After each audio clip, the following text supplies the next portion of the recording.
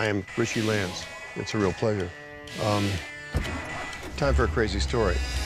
Always great to see Bill Murray on the marquee. He's in a brand new movie called Rock the Kasbah. It's directed by Barry Levinson, who has brought us a number of great films, including the classic Rain Man. Yeah. Bill Murray was having a good time. Basically, he plays this aging music tour producer that has had some clients in the past. He's a bit of a talker, and he gets caught in this web to go on tour with his down-on-her-luck talent, played by Zooey Deschanel, doing a USO tour through Afghanistan, and he gets stuck in Afghanistan, has to figure out how he's going to survive and get back to America. I think that we should hold on to that, though. He does get abandoned by Zooey Deschanel, which I think was a good thing, because I was not buying her character at all, like at all, because we know her so much from her character in New Girl. There's a couple of other performances like that. Scott Conn and Danny McBride are in this movie, and they're just kind of riffing, you know, they're not really selling it. But I think Bill Murray actually has some really great beats in this, and what I really liked as well about the movie is that it gave us sort of a look inside of the Afghani culture,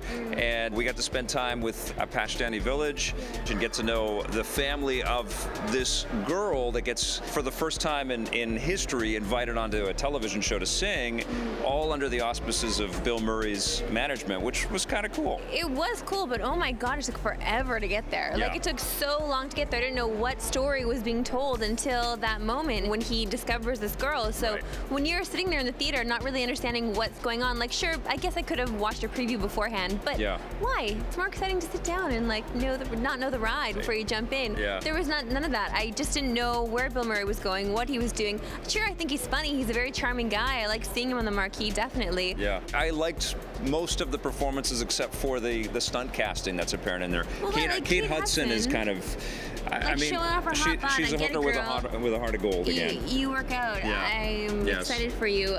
Thank you for showing me your hot bod. I appreciated that. Welcome to Afghanistan.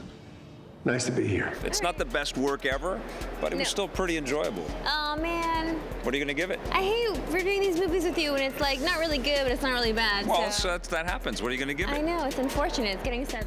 It gets a 7 for me, too. EP's movie coverage is brought to you by Nintendo, makers of Splatoon for the Wii U.